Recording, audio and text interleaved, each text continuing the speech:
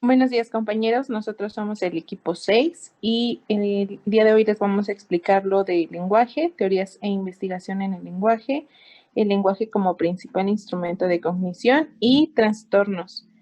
Nosotros somos Cristian Jonathan Cerón Corona y Marisol Reyes Flores. Bueno, yo les voy a hablar acerca de lo que es el lenguaje y sabemos que el lenguaje es la capacidad propia del ser humano para poder comunicarse mediante signos lingüísticos, tanto de forma oral como de forma escrita. La siguiente, por favor. Y aquí tenemos unas imágenes, más o menos, sobre lo que es la comunicación por medio del lenguaje, que hay diferentes formas. Puede ser por medio de señalamientos, de lenguaje acerca de las manos, para personas que no tienen, bueno, es un trastorno que más adelante vamos a hablar, pero pues ahí más o menos lo simbolicé con esas imágenes. La siguiente, por favor.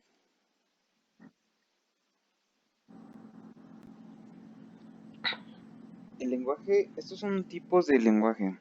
El lenguaje cotidiano y técnico.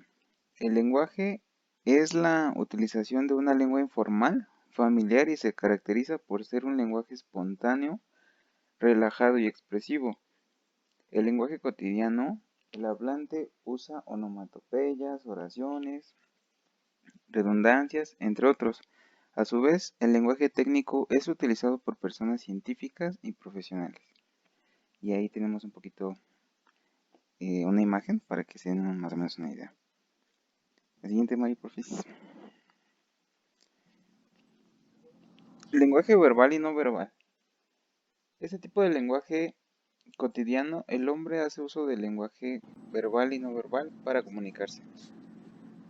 Este tipo de lenguaje incluye el habla y la escritura, como es el diálogo, la información en la radio, la televisión, la prensa, el internet, etcétera, ¿no? Este tipo de lenguaje pues es el que utilizamos comúnmente, en el que nosotros al prender la televisión pues vemos la explicación de estos reporteros o de los conductores de la televisión que nos dan una información acerca de algo y nosotros como estamos recibiendo esta información y podemos interpretarla de alguna manera. La siguiente, Mari, por favor.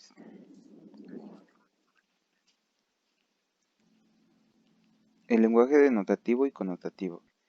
El lenguaje denotativo es aquel lenguaje que se usa para expresar las cosas con claridad sin utilizar ninguna simbología. Y el lenguaje denotativo se refiere a un hecho, situación, dato de manera directa. En cambio, el lugar connotativo es aquel que comunica informaciones, sentimientos de forma figurada o simbólica, como, por ejemplo, no hay mal que por bien no venga.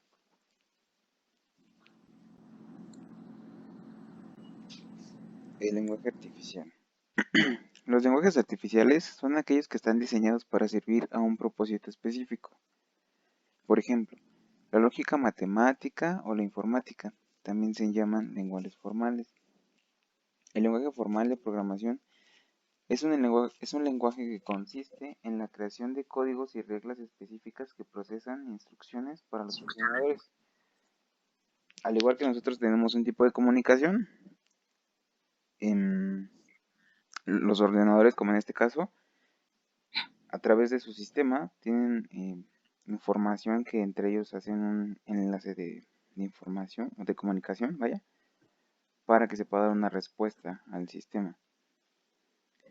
Y tenemos este tipo que es lenguaje corporal, que es un tipo no verbal y que se puede expresar por medio de movimientos corporales que pueden transmitir mensajes e intenciones, ¿no? Y aquí en este caso pues tenemos el ejemplo de esta mujer que pues en la primera imagen pues está como transmitiendo un mensaje, ¿no? Que está como aburrida o tal vez siente como preocupación. Y en cada imagen pues vemos diferentes tipos de posiciones y cada posición nos puede transmitir algún tipo de información, ¿no? De esta persona. Y ahora va a explicar esto mi compañera Marisol. Existen tres sistemas principales que sustentan funcionalmente el lenguaje, que es el sistema operativo instrumental, que comprende el área de Broca y el área de Wernicke, y tenemos otro sistema que es el semántico y abarca grandes extensiones corticales de ambos hemisferios del cerebro, y el sistema intermedio sirve de mediación entre los dos anteriores y se ubica alrededor del sistema instrumental.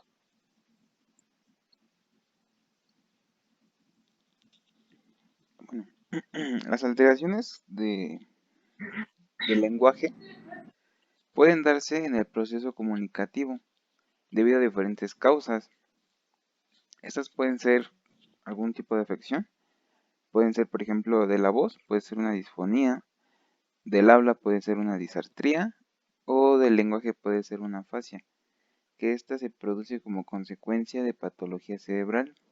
Y cuando ya se había adquirido el lenguaje, entre las sintomatologías que se presentan con más frecuencia en los cuadros afásicos están el mutismo, la anomía, la paráfrasis, y por ejemplo, no es tanto en niños, sino en pacientes adultos, cuando presentan algún tipo de evento vascular, como es a nivel cerebral, pues igual afecta al habla, ¿no? Al lenguaje, y presenta este tipo de problema, que es la afasia, en el cual pues no pueden hablar los pacientes.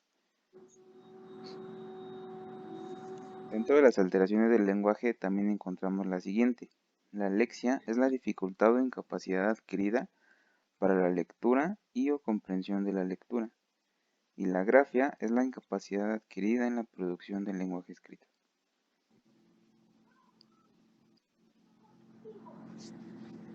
Ahora vamos a abarcar lo que es el trastorno del lenguaje, y nos dice que el comportamiento humano consiste en respuestas a estímulos internos y externos, y en el caso del lenguaje los aspectos receptivos y expresivos pueden medirse, pero deben haber un componente central o procesamiento que permiten al individuo recibir varios estímulos, memorizar e interpretarlos, y entonces seleccionar una respuesta adecuada.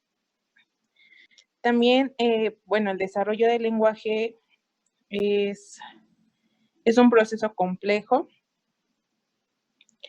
que sustenta en una estructura anatomofuncional genéticamente determinada y por la influencia verbal del medio donde se desarrolla. Aquí encontramos que se han elaborado diferentes teorías del desarrollo del lenguaje y, bueno, hay varias teorías, como por ejemplo la constructivista de Piaget, que habla sobre el desarrollo de la función representativo-funcional cuando el niño mediante el juego imita, y teoría conductista de Skinner, que él habla del desarrollo del pensamiento y que el dominio del lenguaje representa el proceso final del pensamiento. Y tenemos otra teoría neurolingüística de Lauria en 1962, que es recogida por Brunner, sostiene que las operaciones mentales y el lenguaje se desarrollan en conjunto y se da solo mediante el proceso de socialización y el intercambio cultural. También nos dice que para desarrollar el lenguaje las personas deben ser capaces de oír, ver, entender y recordar.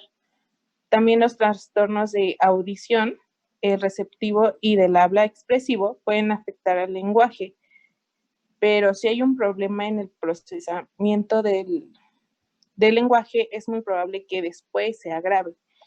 El lenguaje receptivo se refiere a la habilidad de entender, y el lenguaje expresivo a la capacidad de producir una comunicación simbólica, que ya sea con palabras y oraciones. Ok, tenemos también que para su conformación y desarrollo, el lenguaje necesita una influencia biológica y cultural. Y también tiene que ver mucho en el hogar donde se desarrolla el niño. Debe de haber personas con lenguaje más avanzado, comprometidos con los niños en actividades que lo estimulen para la fase de aprendizaje y el juego interactivo entre ellos. También el desarrollo del lenguaje debe darse sobre una base afectiva que crea vínculos de relación entre el niño y el adulto, dependiendo del entorno. Si esta relación afectiva y comunicativa no se da en el periodo del desarrollo del niño, podría presentar dificultades para desarrollar la comunicación y el lenguaje más adelante. Tenemos que el desarrollo del lenguaje se inicia desde que el niño nace y se consolida en torno a de 5 a 6 años. Y el desarrollo del lenguaje expresivo discurre paralelo al desarrollo del lenguaje comprensivo en condiciones normales. El desarrollo verbal dependerá no solo de los requisitos instrumentales, que es la audición, motricidad, fonoaudiológica y del aspecto cognitivo, sino del desarrollo de los componentes formales del lenguaje, fonología, léxico y sintaxis. Y también funcionales, que es la semántica, significado, y la pragmática, uso contextualizado y social. También tenemos que el trastorno de expresión del lenguaje se puede hacer notorio antes de los 3 años, entre los 18 meses y los 3 años.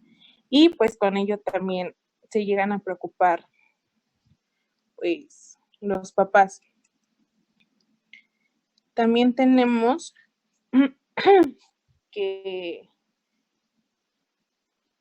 si esta relación afectiva y comunicativa no se da como ya les había dicho, en el periodo del desarrollo del niño, podría presentar dificultades para la comunicación y el lenguaje, también retrasos del lenguaje, problemas sensoriales y autismo también se deben de tratar de modo temprano en el hogar.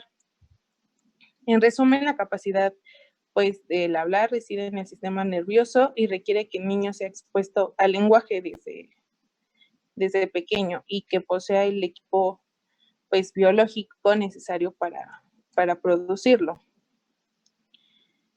También tenemos que, sin embargo, de 3 a 5 años, el niño se lleva al médico porque notan que no se expresa, no habla, es muy callado o no entiende o no atiende. A partir de los 5 años, la escuela es la que lo refiere al especialista por problemas similares. Y de los 4 a los 7 años es un periodo crítico cuando se define la dirección del lenguaje. El niño desarrolla un lenguaje normal o puede permanecer con un retraso del lenguaje con los consecuentes problemas de socialización o aprendizaje en su entorno. Estos retrasos pueden ser aislados o presentarse como un signo de trastorno más amplio como el autismo o el retraso mental. También vamos a hablar sobre la clasificación de los trastornos del lenguaje. Y nos dice que en relación al código lingüístico podemos diferenciar 5 niveles.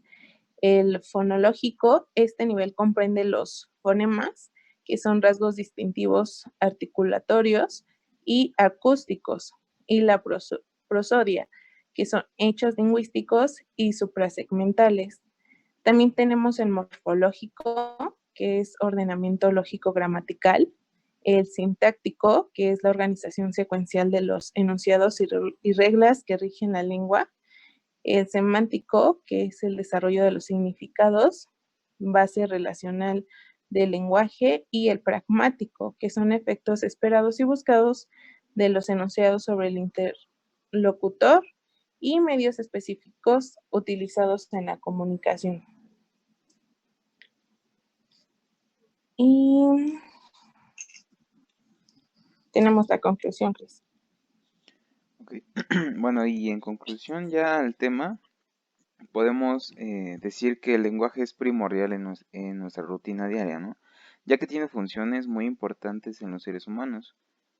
Es un instrumento del pensamiento y nos llevará a tomar o no acción en funciones de nuestros pensamientos.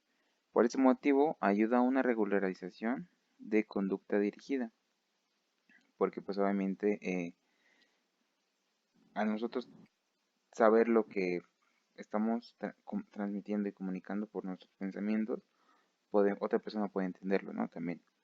Y es un medio que sirve para acceder a la información y a la cultura, y sirve para transmitir pensamientos, ideas, emociones y proyectos, como ya lo mencionamos hace un momento.